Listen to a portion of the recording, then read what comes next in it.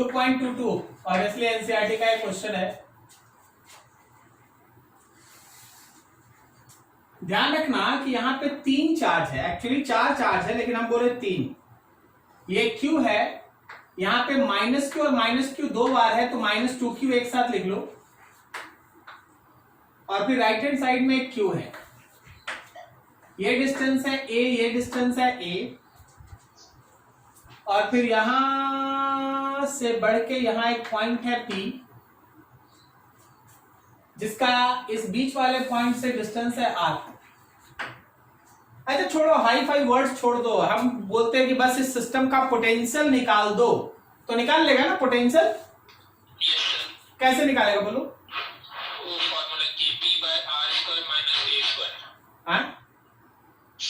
वो तो अरे वो तो डायपोल में लगता है, डायपोल थोड़ी ना है।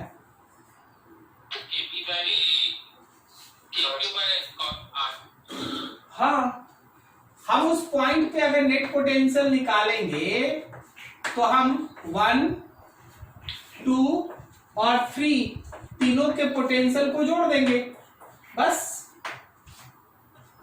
1 का होगा KQ, 1 से वहां तक का डिस्टेंस क्या वो R+A है, R में A ऐड कर दो, प्लस K, यहां है -2Q, डिस्टेंस स्मॉल r है, और KQ, क्या ये डिस्टेंस R-A है? सब में ऊपर में KQ को कॉमन ले लो, 1/R+A -2/R एंड +1/R-A। ठीक है, this is K and Q। नीचे में आएगा R times of R+A and R-A, R times of R+A and R-A। अब देखना, ये R+A है तो इन दोनों से यहां multiply, R times of R-A -2, इन दोनों से यहां मल्टीप्लाई, चलो ठीक है, लिख देंगे अगले लाइन में, प्लस R इंटू R+A। चलो जी सॉल्व करो, दिस इज KQ,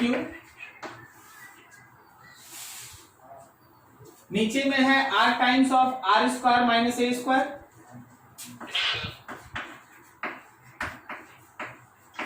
ऊपर में देखो R² -RA,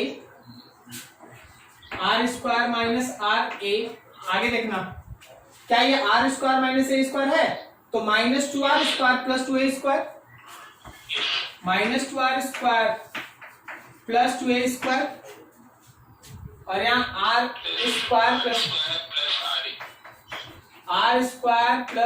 RA,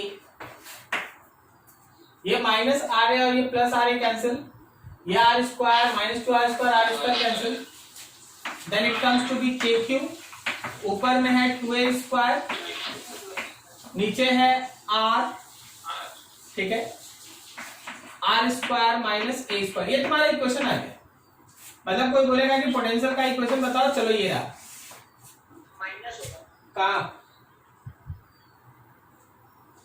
कहां माइनस होगा?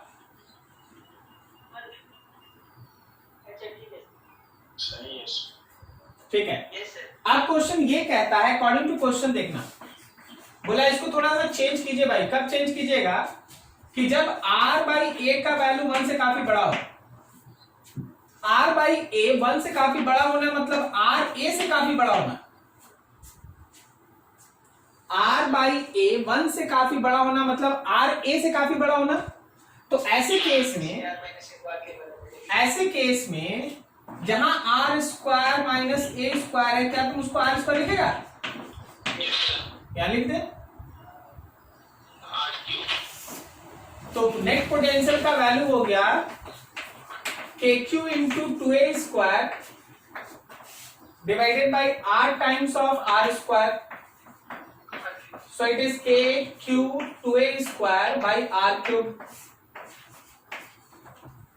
हो गया, यही था। तो चलो इसको खत्म करने के पहले हम तुमको एक और पॉइंट पे हम तुम्हारा ध्यान ले जाना चाहेंगे। देखो, अगर पोटेंशियल किसी पॉइंट चार्ज का लिखता है, पॉइंट चार्ज, तो याद रखना ये 1/r के साथ प्रोपोर्शनल है। जब तुम डायपोल का लिखा तो 1/r² था, और जब तुम क्वाड्रुपोल्स का लिख रहा है 1/r³। समझ में आया सीक्वेंस? क्वाड्रुपोल्स का मतलब ये, ठीक है? नोट करो बढ़िया से। चलो आगे देखो, कॉम्बिनेशन ऑफ रेजिस्टर्स।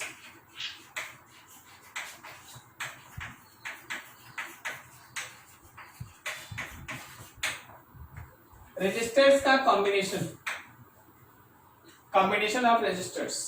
सबसे पहला है सीरीज कॉम्बिनेशन। सीरीज कॉम्बिनेशन, मान लिया हम लोगों के पास ये एक रजिस्टर है, ये एक दूसरा रजिस्टर है, और ये दोनों किसी भी एक बैटरी के साथ ऐसे कनेक्टेड है, पोटेंशियल है V, इसका रेजिस्टेंस है R1, इसका रेजिस्टेंस है R2। तो एक बात ध्यान रखना कि जो भी रजिस्टर्स आप सीरीज कॉम्बिनेशन में डालेंगे ना, जो भी रजिस्टर्स आप सीरीज कॉम्बिनेशन में डालेंगे, उनके थ्रू फ्लो करने वाले करंट का वैल्यू हमेशा सेम होगा।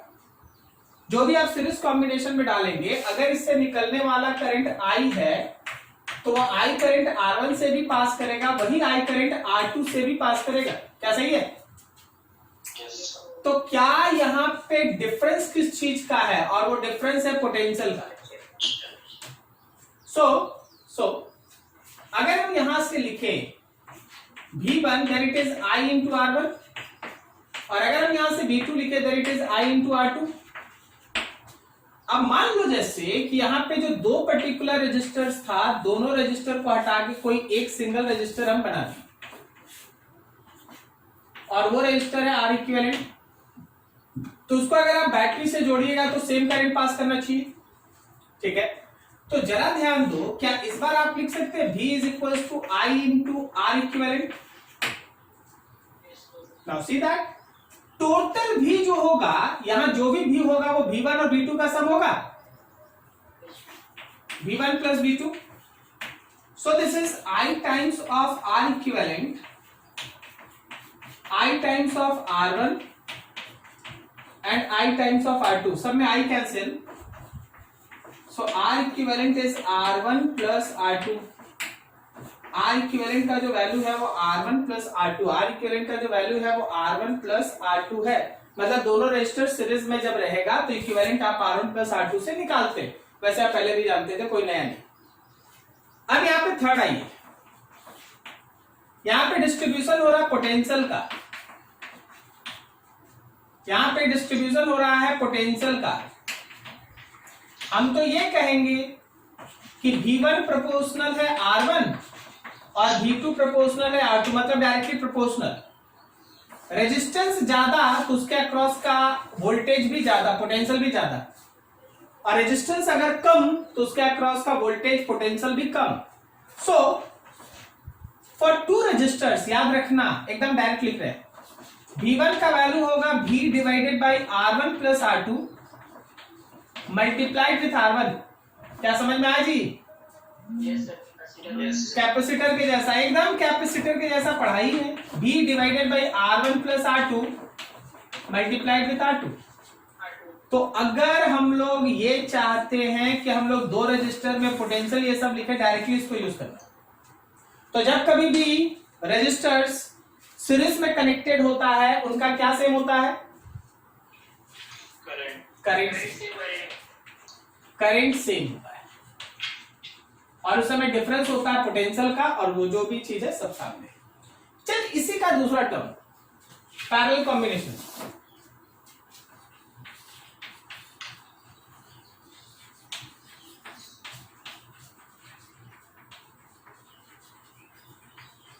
B parallel combination.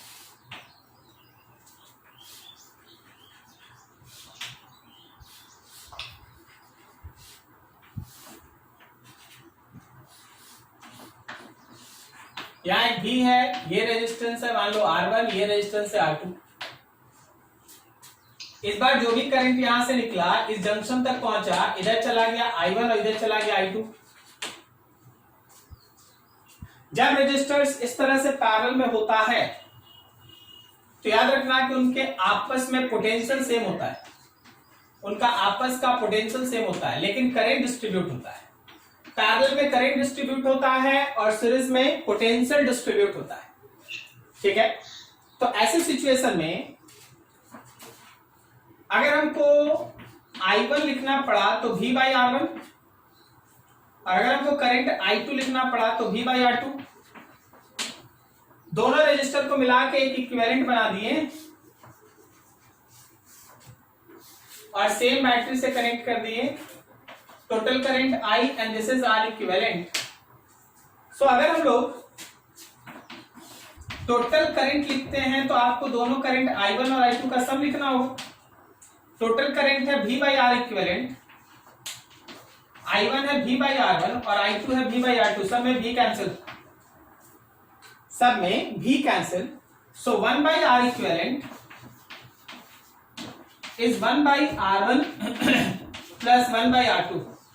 तो जब भी हमारा रेजिस्टर्स पैरेलल में जुड़ा होता है, जब भी हमारा रेजिस्टर्स पैरेलल में जुड़ा होता है, हमेशा ध्यान रखना कि उसका R इक्विवेलेंट आप 1 by R equivalent is equals to 1 by R1 plus 1 by R2 से निकालते हैं। चलो अब इस बार देखो थर्ड, इस बार डिस्ट्रीब्यूशन है करंट का, इस बार डिस्ट्रीब्यूशन है करंट का। और अगर आप ध्यान से देखेंगे तो ये रजिस्टर के साथ इनवर्सली है, रजिस्टर के साथ इनवर्सली। जिस ब्रांच में रेजिस्टेंस ज्यादा ऑब्वियसली उधर करंट कम, ये तो एकदम सिंपल बात है। जिधर ज्यादा भीड़ भाड़ होगा, जिधर ज्यादा रेजिस्टेंस होगा, उधर करंट का वैल्यू हमेशा कम होगा। मतलब current proportional 1 by R1 and current proportional 1 by R2। ठीक है, इनवर्सली प्रोपोर्शनल। सो अगर हम I1 लिखेंगे तो I by R1 plus R2 multiply करेंगे R2 से, और अगर हम I2 लिखेंगे तो I by R1 plus R2 multiply करेंगे R1 से। क्लियर है? तो देखो ये एकदम फंडामेंटल बेसिक कॉन्सेप्ट कि सीरीज और पैरेलल कॉम्बिनेशन में काम कैसे करना होता है। आप इसको नोट कीजिए। एक न्यूमेरिकल बताएंगे, बहुत सारा चीज होगा जैसे कैपेसिटर में बताए थे वैसे ही, और लगभग सब चीज कवर हो जाएगा। नोट करो बढ़िया से।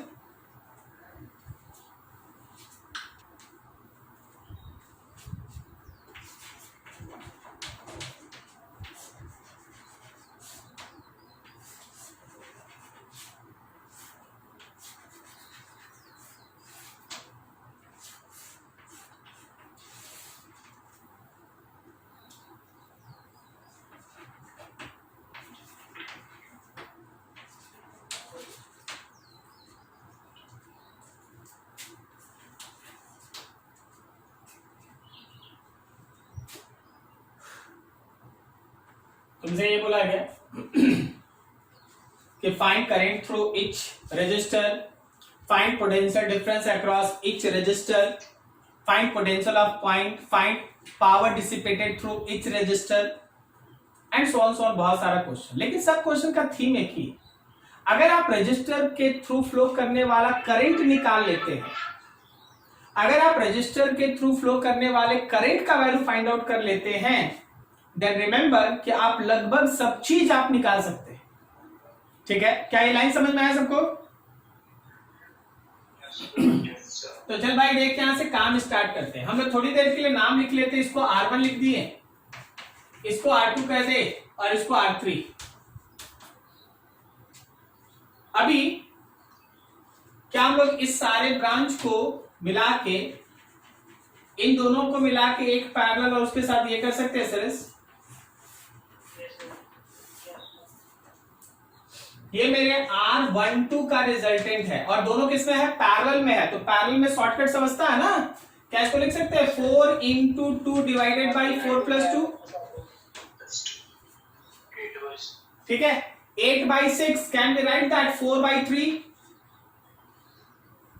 अरे भाई 8/6 4/3 ओम, Yes, sir. और यहाँ R3 है 6 ओम। Total हो गया 22/3.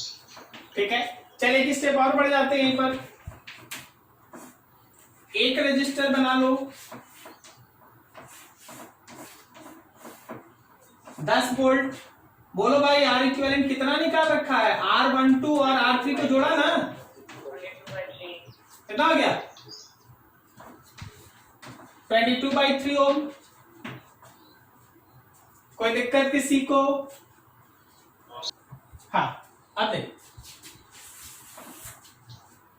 तो यहां से अगर हम करंट का वैल्यू बोले तो current is equals to V by R equivalent. B है 10 और R इक्विवेलेंट है 22/3। सो मेरे इस करंट का वैल्यू हो गया 30/20 एम्पियर, 30/22 एम्पियर, या फिर बोलो 15/11 एम्पियर, 15/11 एम्पियर। ये करंट है, ये वो करंट है जो इस बैटरी से निकला है और इस कॉम्बिनेशन में ऐसे घूम रहा है। ये वो करंट है जो इस बैटरी से ऐसे निकला है और इधर घूम रहा है। तो क्या तुमको इस R3 से फ्लो करने वाला करंट मिल गया? Therefore, current through R3, that current through R3, I3 is nothing else but simply I, which is equals to 15/11 ampere, 15/11 ampere. ठीक है, ये हमारे करंट का वैल्यू है। अब यहां से आगे देखो और समझो। हाँ, अब थोड़ा इससे एक स्टेप ऊपर जाओ। यहां से करंट I निकला, यहां जाके वो दो पार्ट में टूट गया, इधर चला गया I2 और इधर चला गया I1। फिर ये उधर से आया I1, इधर से पहुंचा I2 और दोनों ऐड होके फिर से ये I हो गया।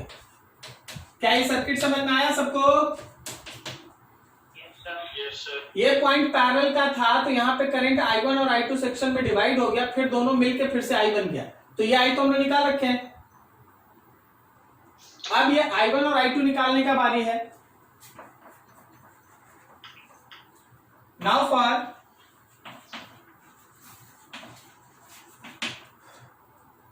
Current through R1 and R2, R1 और R2 में करंट का वैल्यू। चल भाई देख, अगर हम I1 निकालना चाहते हैं तो टोटल करंट में R1 प्लस R2 को डिवाइड करेंगे, मल्टीप्लाई करेंगे R2 से। क्या सही जा रहा है? Yes, sir. ठीक है, डाटा देखो, this is nothing else but simply 15/11। R1 है मेरा 4, R2 है 6, 4 + 2 मल्टीप्लाई होगा 2 से,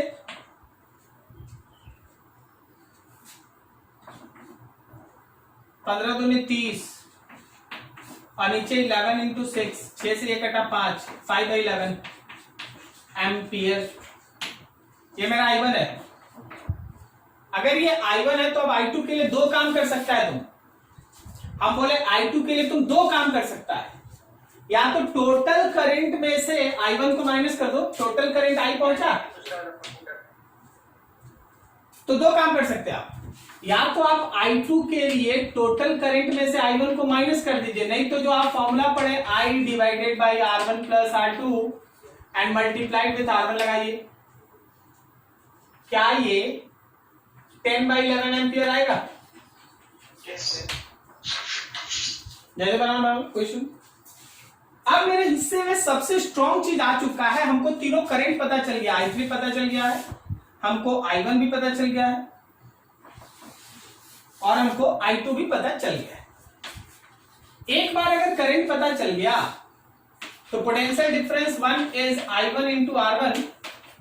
I1 था हम लोगों का 5/11 और R1 है हम लोगों का 4, सो इट इज 20/11 वोल्ट। और मेरा V2 है, हम नहीं लिखना चाहते, लिखने का मन नहीं है। V2 कितना है? Same होगा सर। वेरी गुड, V2 उतना ही होगा भाई जितना कि V1 है, क्योंकि they are connected in parallel. नहीं समझा? Yes, sir. Yes, sir. मेहनती लोग है, मेहनती लोग बैठा है तो मल्टीप्लाई कर लेना ऐसा।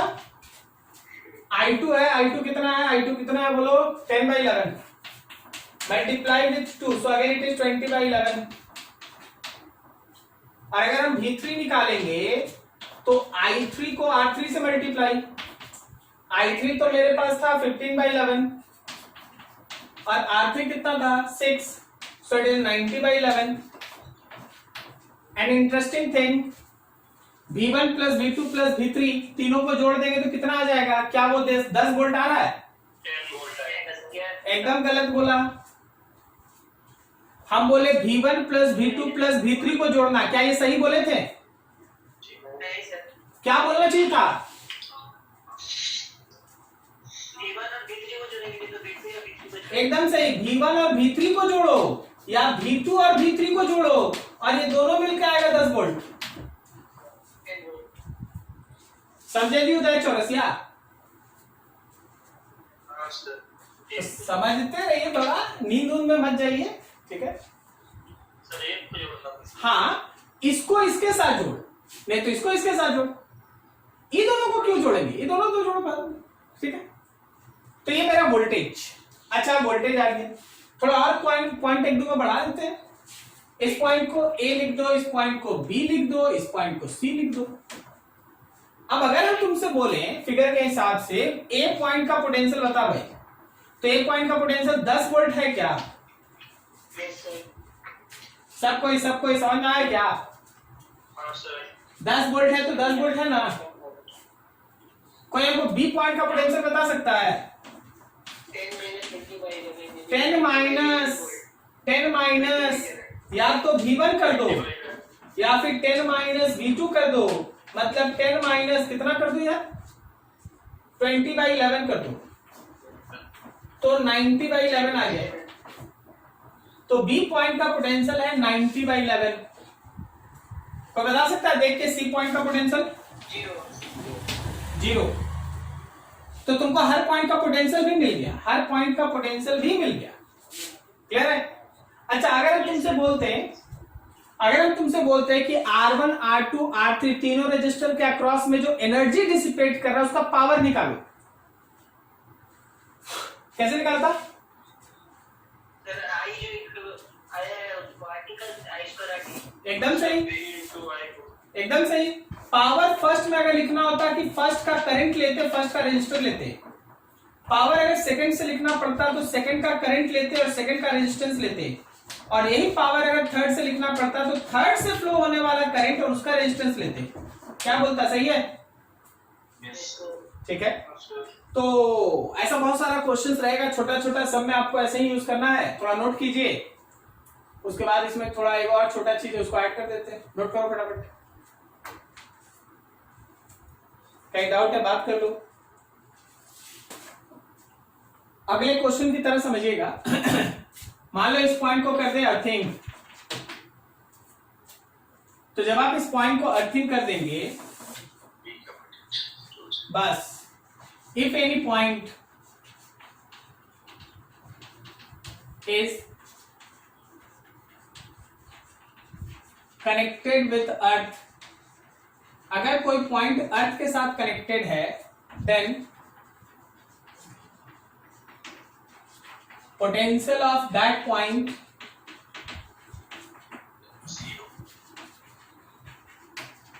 becomes 0।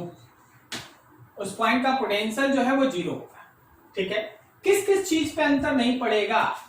There is no difference, there is no difference. आप देख चुके हैं कैपेसिटर में, इस पे एक से question, okay, so be careful, ध्यान रखना। किस पे डिफरेंस नहीं पड़ेगा? आर इक्विवेलेंट, I का net value, V1, V2, V3, power 1, power 2, power 3। अगर हीट निकालना है H1, H2, H3, इन सब पे कोई इफेक्ट नहीं पड़ेगा। क्या तुम समझा? I1, I2, I3, I1, I2, I3, इन सब पे कोई इफेक्ट नहीं पड़ेगा। जो आप पहले पढ़ा है वही करें। किस पे इफेक्ट पड़ेगा? किस पे इफेक्ट पड़ेगा? There is change only on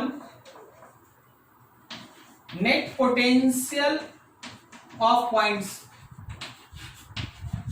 net potential of points मतलब V1, VA, VB and VC, इन तीनों का पोटेंशियल है ना बदल जाएगा। किसका पोटेंशियल जीरो होगा? B का, B का पोटेंशियल जीरो होगा। केवल आइडिया बताओ, केवल देख के आंसर बताओ। कोई बता सकता है A का पोटेंशियल कितना होगा? केवल देख के बताना। A का पोटेंशियल, हाँ A का पोटेंशियल कितना? 20/11 वोल्ट पॉजिटिव प्लस A का पोटेंशियल होगा, A का पोटेंशियल होगा 20/11 वोल्ट। अरे भाई जीरो है, इससे 20/11 ज्यादा है, हायर है, हायर से ही ना लोअर करंट जाएगा। यस तो ये जीरो है तो ये ज्यादा है, कितना ज्यादा है? 20/11 ज्यादा है। अब बता C का कितना? -90/11। Very good, -90/11 volt. देख ये सब फायदा पता है क्या है? जो कैपेसिटर में अच्छे से काम किया उसका ये सब फायदा है। इसलिए इलेक्ट्रोस्टैटिक पढ़ने में 2 महीना लगता है। इसी चीज को वहां पढ़ाने में आप देखिएगा पूरा दिन खर्च हो गया है, और आज देखिए 5 मिनट में काम खत्म। ठीक है, अच्छे से नोट कीजिए, कहीं डाउट है फिर पूछ लीजिए।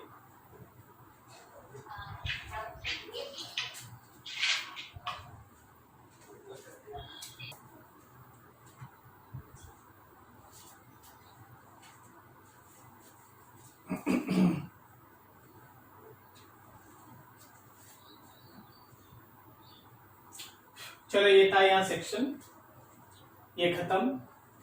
ठीक है, वेरी वेरी इंपॉर्टेंट, बहुत सारा क्वेश्चंस रहता है। अब इसमें एक लाइन और याद रखिएगा, रजिस्टर का कोई भी, सुन लेना, रजिस्टर का कोई भी कॉम्बिनेशन का न्यूमेरिकल है तो आप उसको कैपेसिटर में जो ट्रिक पढ़े हैं, जैसे इनफाइनाइट लैडर सॉल्व करना, व्हीटस्टोन ब्रिज का सॉल्व करना, वो सब चीज लगा सकते हैं। ठीक है, तो रजिस्टर का जो कॉम्बिनेशन वाला पार्ट है ना, उसको आप बनाना स्टार्ट कर दीजिए।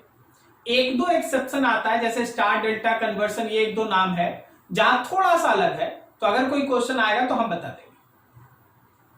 क्या सुना सब कोई ध्यान से?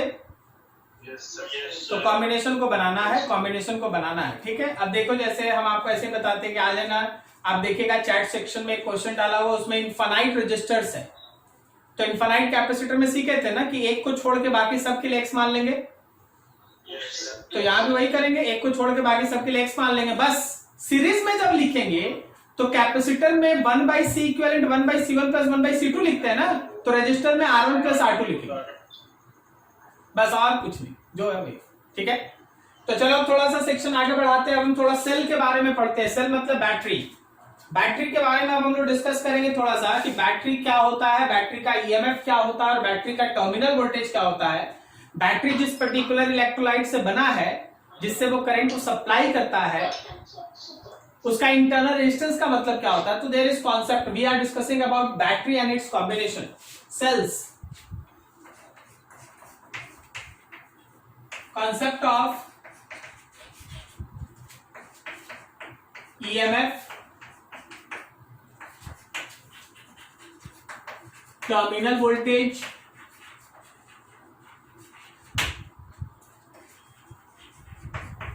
and internal resistance.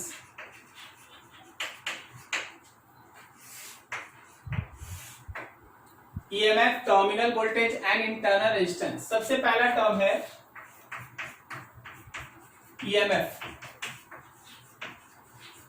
Electro motive force.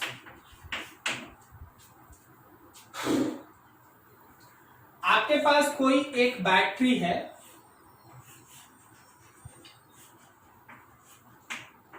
लेकिन वो किसी रजिस्टर के साथ ओपन सर्किट में है, ओपन सर्किट में है, और आप एक वोल्ट मीटर लिए जी, और वोल्ट मीटर की मदद से आप इसके दोनों टर्मिनल के बीच का पोटेंशियल डिफरेंस मेजर किए। वोल्ट मीटर लगा दिए और आप दोनों टर्मिनल के बीच का पोटेंशियल का डिफरेंस मेजर किए। Open circuit, there is no current, I is 0। इसको कहते हैं ओपन सर्किट। ठीक है, ओपन। जब भी कोई सेल ओपन सर्किट में हो, ओपन सर्किट मतलब उससे फ्लो करने वाले करंट का वैल्यू कितना हो, 0 हो, तो याद रखना कि उसके दोनों टर्मिनल के बीच का जो पोटेंशियल का डिफरेंस है, उसके दोनों टर्मिनल के बीच का जो पोटेंशियल का डिफरेंस है वो उसका इलेक्ट्रोमोटिव फोर्स या ईएमएफ कहलाता है। ठीक है, potential difference between two terminals of any cell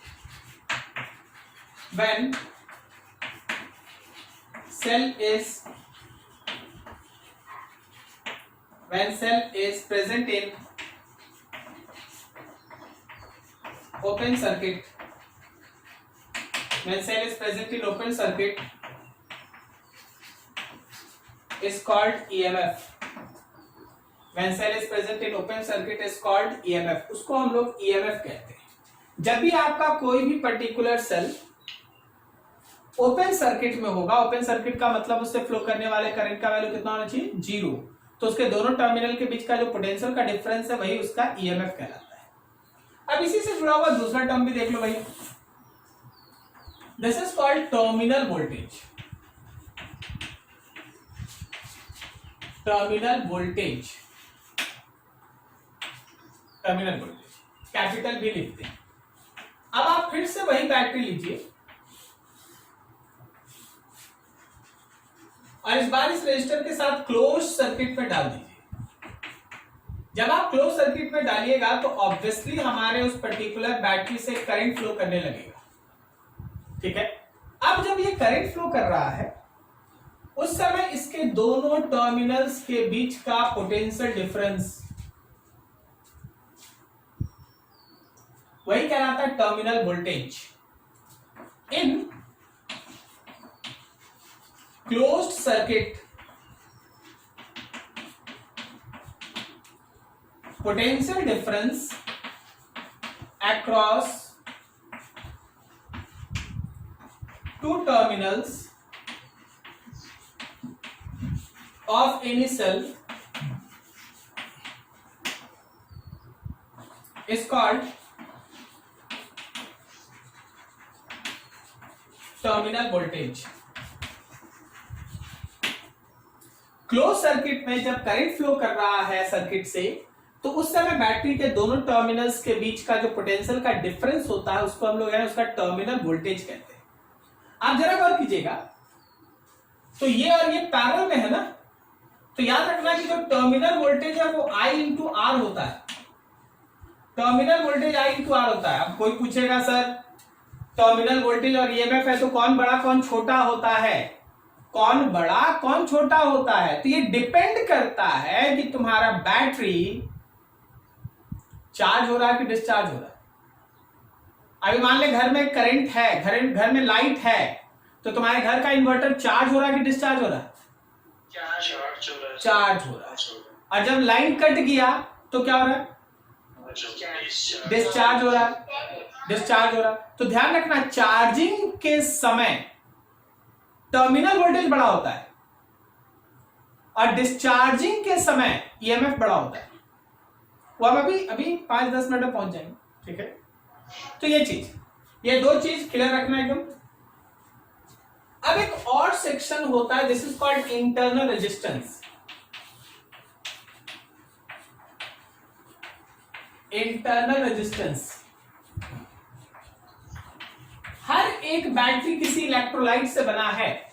obviously आप केमिस्ट्री में इलेक्ट्रोकेमिस्ट्री सब जब देखिएगा तो आप देखिएगा कि हर सेल के फॉर्मेशन में इलेक्ट्रोलाइट्स यूज होता है।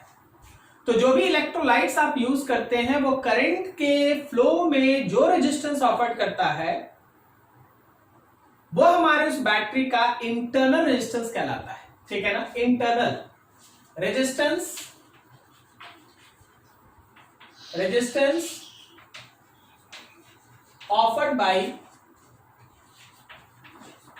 electrolytes of cell in flow of current is called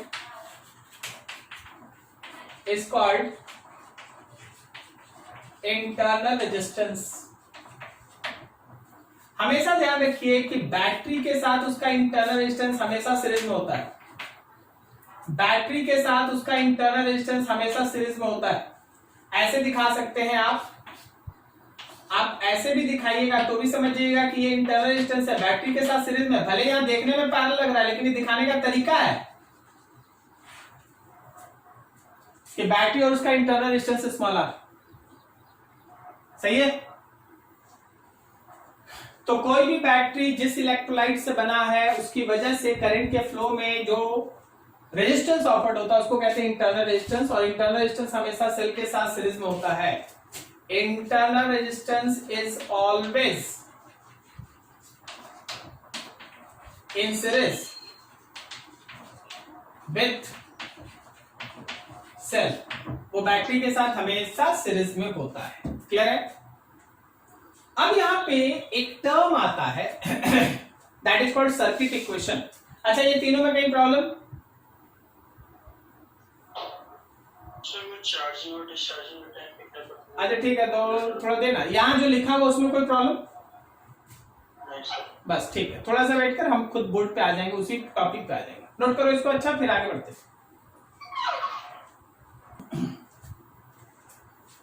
देखो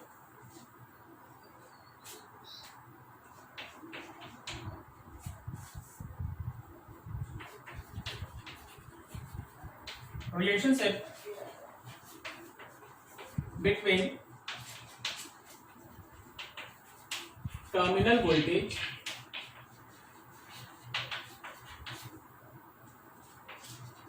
and internal resistance, sorry,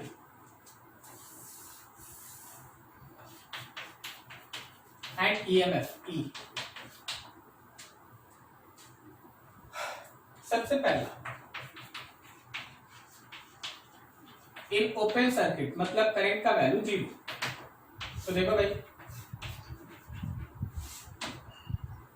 ये मेरा सेल है, ये उसका रेजिस्टेंस है, कोई करंट है ही नहीं। ये पॉइंट ए है, ये पॉइंट बी है। ए और बी का बीच का पोटेंशियल डिफरेंस निकालना है, और ए और बी के बीच का जो पोटेंशियल डिफरेंस होगा, ए और बी के बीच का जो पोटेंशियल का डिफरेंस होगा वही ध्यान रखना टर्मिनल वोल्टेज है। तो चलो फ्रॉम ए टू बी,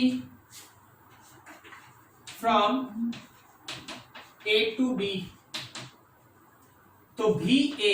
अब बता, इधर से इधर जाना है, इधर से इधर जाना, ओके? तुमको जाना, करंट नहीं है, करंट इसमें नहीं है, करंट का वैल्यू 0। तो अब निगेटिव से पॉजिटिव जाएंगे तो प्लस ई लिखेंगे। करंट है ही नहीं तो कुछ नहीं, तो हम लोग बी पॉइंट पहुंच गए। तो देखो E इज इक्वल टू आ गया BB माइनस BA, और ये जो डिफरेंस है वो टर्मिनल वोल्टेज है। मतलब कि अगर सर्किट में करंट फ्लो नहीं कर रहा है, अगर सर्किट में करंट का वैल्यू 0 है तो EMF और टर्मिनल वोल्टेज सेम होता है। EMF और टर्मिनल वोल्टेज सेम होता है। कब सेम होता है? जब हमारे सर्किट में करंट का वैल्यू कितना हो? 0। बी देखो, इन केस ऑफ डिस्चार्जिंग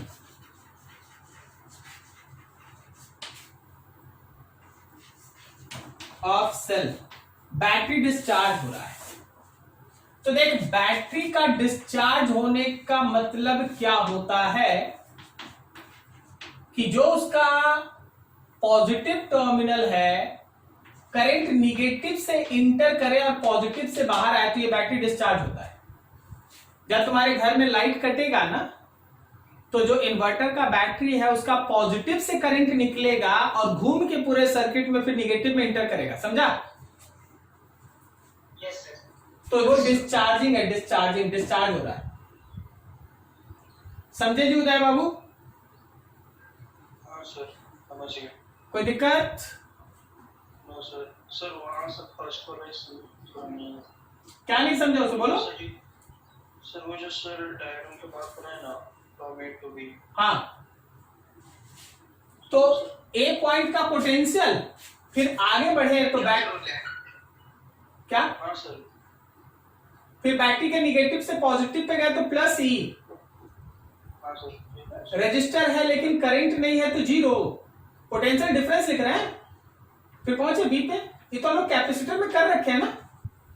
हाँ सर, ईएमएफ लिखा था। हाँ सर। ये देख के कंफ्यूज हो गया। चल ठीक, याद है। फिर यहां भी ले ले पॉइंट ए और बी, फिर से चलो ए से बी तक। ए पॉइंट का पोटेंशियल, अब बोलो निगेटिव से पॉजिटिव तो प्लस ही लिखे। Yes sir. अब बता, करंट के जब डायरेक्शन में जाएंगे तो पोटेंशियल बढ़ता है कि घटता है? घटता है सर। घटता। तो देखो भाई, करंट के डायरेक्शन में जा रहा है, करंट के डायरेक्शन में जा रहा है तो माइनस आई आर लिखेगा। यस। सब कोई जितना सब कोई बैठा है, सब कोई, किसी को इसमें दिक्कत? No sir. करंट के डायरेक्शन में जा रहे हैं तो minus I R. Yes. Minus I R, तो हम लोग बी पॉइंट के पोटेंशियल पे पहुंचेंगे। Yes sir. तो अब देखो, E minus I R, potential of B minus A आया। तो E माइनस आई आर, क्या ये टोटल टर्मिनल वोल्टेज V हो गया? So V can be written as E minus I R. अब तुम अपने से देख के बताओ, V बड़ा कि E बड़ा? V बड़ा सर। E बड़ा। अरे E में से इतना माइनस करेगा तब ना V होगा। तो इस बार अगर डिस्चार्जिंग है तो बैटरी का ईएमएफ बड़ा होता है, टर्मिनल वोल्टेज छोटा होता है। जब बैटरी डिस्चार्ज कर रहा है तो ईएमएफ बड़ा होगा, टर्मिनल वोल्टेज छोटा होगा। समझा? और डिस्चार्ज का मतलब ये। तीसरा,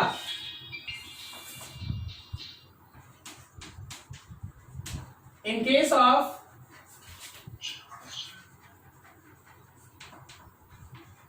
charging of cell. Charging of cell किसको कहते हैं देख लो। चार्जिंग ऑफ सेल का मतलब होता है कि पॉजिटिव से करंट इंटर करे और निगेटिव से बाहर आए।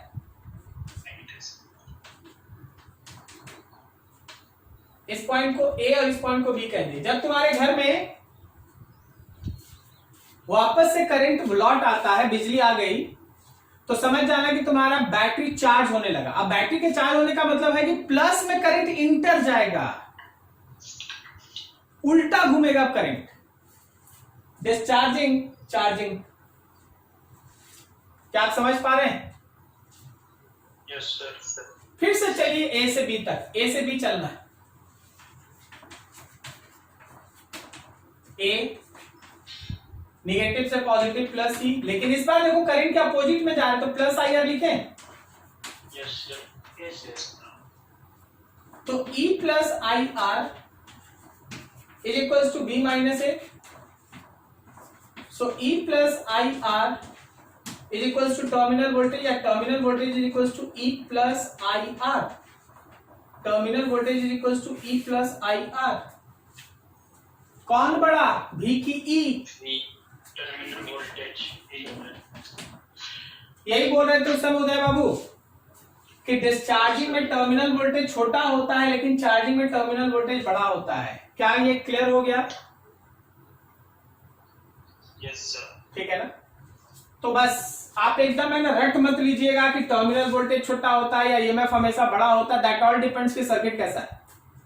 सर्किट में अगर डिस्चार्ज हो रहा है तो उसके अंदर टर्मिनल वोल्टेज छोटा होगा, सर्किट में अगर चार्ज हो तो टर्मिनल वोल्टेज बड़ा होगा। चार्जिंग और डिस्चार्जिंग का कॉन्सेप्ट क्या है? तो अगर बैटरी के पॉजिटिव से करंट निकलता है तो वो डिस्चार्ज होता है, और बैटरी के पॉजिटिव में अगर करंट इंटर करता है तो वो चार्ज होता है। Is it clear? Yes sir. Yes sir. ठीक, हम थोड़ा सा इसमें तुमको एक और मैथमेटिकल टूल दे दें। अगर आप इसको ध्यान से देखिएगा ना, it is straight line equation y equals to c plus mx। क्या समझ रहा है? Yes sir. अगर आप वर्टिकल एक्सिस पे टर्मिनल वोल्टेज और हॉरिजॉन्टल एक्सिस पे करंट को प्लॉट करते हैं तो ग्राफ बताओ कैसा होगा? ग्राफ स्ट्रेट लाइन होगा विथ नेगेटिव स्लोप। क्या बोलता, सही है? Yes sir. बता ये पॉइंट किसको दिखाएगा? अगर I का वैल्यू 0 है, अगर I का वैल्यू 0 तो E और B बराबर है ना, तो ये पॉइंट E है। Open circuit. सही है। और बता ये स्लोप किसके बराबर है? रेजिस्टेंस। रेजिस्टेंस क्लियर है? ठीक, चलो यही सब था, इतना नोट करो। नेक्स्ट इससे आगे बढ़ेंगे।